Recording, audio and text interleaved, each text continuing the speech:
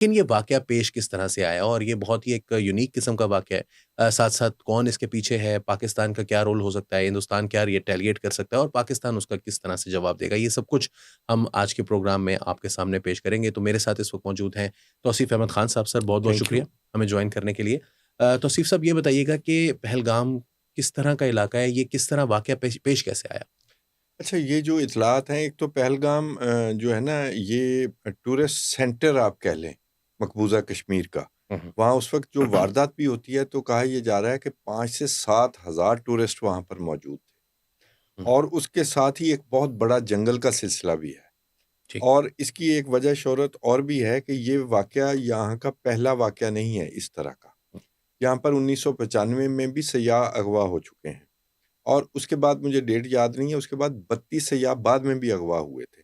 یہ ان دنوں کی بات ہے جب کشمیر سٹرگل جو ہے اپنے پورے عروج پر تھی. یہ ان دنوں کی بات ہے. تو یہ پہلگام کا علاقہ اس حوالے سے بڑی حساس نوعیت کا ہے. لیکن اب چونکہ انڈیا لے رہا تھا اس بات کو اس طرح کہ ہم نے وہ آرٹیکل 370 کے بعد امن کر دیا ہے، اور وہ جو اس وقت کی پاکستانی گورنمنٹ تھی، ہمارا ویسے تھریش ہولڈ تھا کہ اگر کشمیر کی جغرافی چینج ہوگی یا چینج کرنے کی کوشش کی جائے گی یا خصوصی حیثیت ختم کی جائے گی تو ہم ریزالو دیں گے. تو اس وقت تو ریزالو ہم نے دیکھ لیا کہ وہ ایک طرح کا سرنڈر تھا. تو اس حوالے سے یہ سینٹرل پوائنٹ ہے ان کی ٹورزم کا. تو وہاں پر یہ اٹیک ہوا. اچھا، اس کا یہ اٹیک کیسے ہوا؟ ذرا تھوڑا سا یہ بتائیے گا کہ یہ ظاہر سی بات ہے کہ 5,000 لوگ ٹورسٹ موجود ہیں وہاں پر، اچانک لوگوں کا نکل کے آ جانا اور غائب ہو جانا. کچھ لوگ کہہ رہے ہیں کہ یہ سیکیورٹی لیپس ہے، کچھ لوگ کہہ رہے ہیں کہ انہوں نے دیکھ نہیں رہے تھے، یا وہ کہہ رہے ہیں کہ فالس فلیگ آپریشن ہے. Let's assume for a moment کہ یہ فالس فلیگ نہیں ہے. دہشت گرد اس کی ذرا تھوڑے سے اسٹریٹجیکلی، یا جیسے کہنا چاہیے کہ ٹیکٹیکلی بتائیے گا کہ انہوں نے کس طرح سے اس کو مینیج کیا. میرا خیال ہے 2 لوگ یا ایک آدمی تو نہیں تھا. یہ میں جو سن رہا ہوں 4 سے 6 لوگ ہوں جی. گے، کوئی ان کے ہینڈلرز بھی ہوں گے. اس کو جو سب سے زیادہ بینیفٹ ہے کسی بھی حملہ آور کے لیے وہ یہ ہے کہ بالکل ساتھ جنگل ہے، اور وہ جنگل کا سلسلہ ہے ایک پورا. اچھا، اس میں 5 سے 7 ہزار جو لوگ ہیں نا، وہ تقریباً سارے ہی نہتے ہی ہوں گے. اور میں ان کو بھارت کے معصوم شہری، وہ بھی معصوم شہری ہیں، وہ آگے چل کر ہم ڈسکس کریں گے. تو ایک بھگدڑ مچ جاتی ہے وہ جب وہ اٹیک کرتے ہیں. میرا یہ خیال ہے کہ ان کے پاس بہترین انٹیلیجنس موجود تھی اس علاقے کی، اور وہاں پر جو لوگ موجود تھے اور وہ اپنے ٹارگٹ کے حوالے سے بڑے کلیئر تھے، وہ ہمیں نظر بھی آتا ہے. تو وہ جو جنگل ہے نا، میرا خیال ہے کہ بھی اس نے ان کو ایک پناہ جو ہے وہ آنے کے لیے بھی فراہم کی اور جانے کے لیے بھی فراہم کی. اور یہ بھی ہو سکتا ہے کہ وہ دنیا ساری جنگل کی طرف دیکھ رہی ہو کہ وہ جنگل میں گئے ہوں، وہ انہوں نے کوئی اپنا اور ٹھکانہ بھی بنایا ہو. دیکھیں، جو آپ انٹیلیجنس گیدر کرتے ہیں کہیں بھی ایسی ایکٹیویٹی کے لیے، کوئی ٹیررسٹ آرگنائزیشن یا کوئی بھی گروہ جو ہے، تو اس میں انٹیلیجنس جو ہے نا وہ سب سے بنیادی رول ہے. ایون اس کی ایگزیکیوشن اتنی اہم نہیں ہے. تو اس کا مطلب یہ ہے کہ ان کے ہینڈلرز یا وہ کچھ عرصے سے وہاں آئے ہوئے ہوں گے، اور وہ انہوں نے انٹیلیجنس جو ہے گیدر کی ہوگی، وہاں سے اکٹھی کی ہوگی، تب یہ کاروائی ڈالی ہوگی. اس لیے سیکورٹی لیبس بھی ہے، انٹیلیجنس لیبس بھی ہے.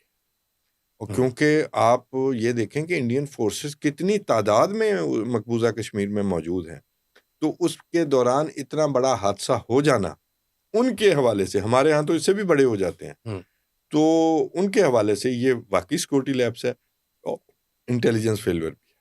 صحیح. اچھا توصیف صاحب، اس میں ایک جو بڑا ایک انٹرسٹنگ سوال ہے وہ یہ ہے کہ بلکہ جو میں ایڈ کر دوں، جبکہ اس جگہ پر پہلے بھی اٹیک آ چکے ہوں، بالکل 2 اور دفعہ ہو وہاں چکا جیسے سیکورٹی آپ کا نے بتایا. بندوبست نہ ہو. یہ چیزیں بڑی ڈاؤٹ فل ہیں.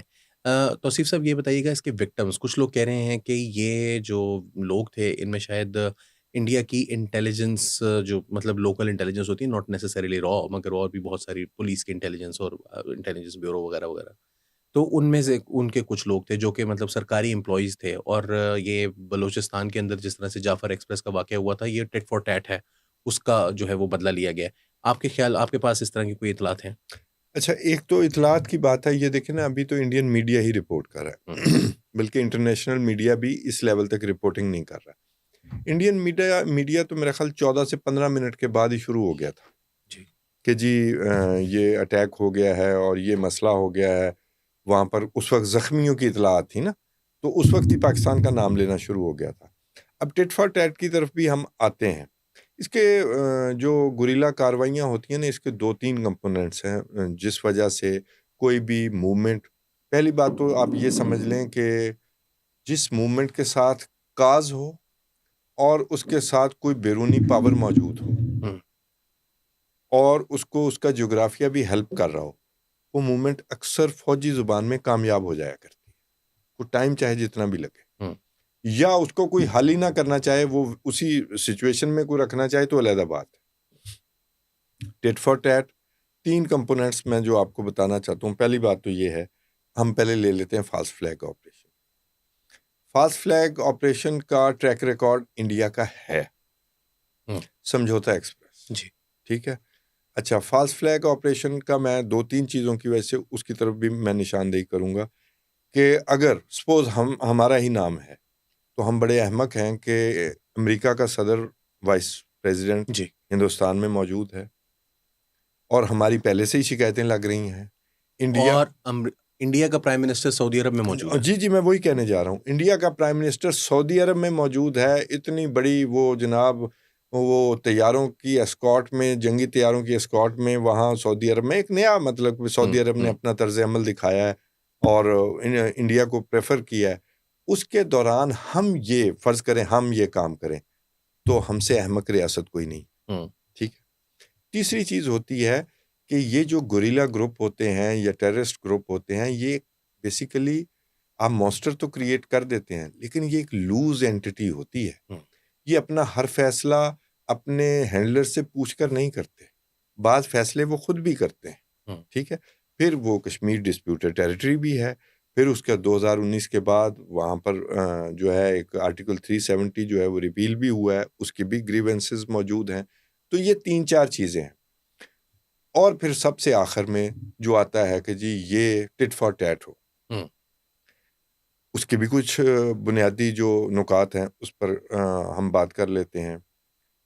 بلوچستان میں پے در پے کارروائیاں ہوئی ہیں، درجنوں، جی، اور درجنوں کارروائیوں میں آئی ڈی کارڈ بنیادی حیثیت کا حامل تھا۔ آپ کی شہریت آپ کے صوبے سے تعلق رکھتے ہیں، یہ بڑی بنیادی حیثیت، اسی لیے ایف سی پر بھی حملے ہوئے، اسی لیے ملٹری پر بھی حملے ہوئے، اسی لیے جعفر ایکسپریس پر بھی حملے ہوئے۔ اور یہ ایک جھوٹا سلوگن ضرور تھا لیکن پنجابی کو دکھا کر کہ پنجابی جو ہے اس کو ہم ماریں گے، وہ کس وجہ سے ماریں گے مجھے ابھی تک سمجھ نہیں آیا، لیکن جعفر ایکسپریس پر بھی یہی پیٹرن سامنے آیا۔ اب یہی پیٹرن ریپیٹ ہو رہا ہے۔ انڈیا کے حوالے سے میں کہتا ہوں کہ بلوچستان میں اگر ہم نے سپیس دی اپنی غلطیوں سے، یا کے پی میں دی اپنی غلطیوں سے، ان لوگوں کو پالا جو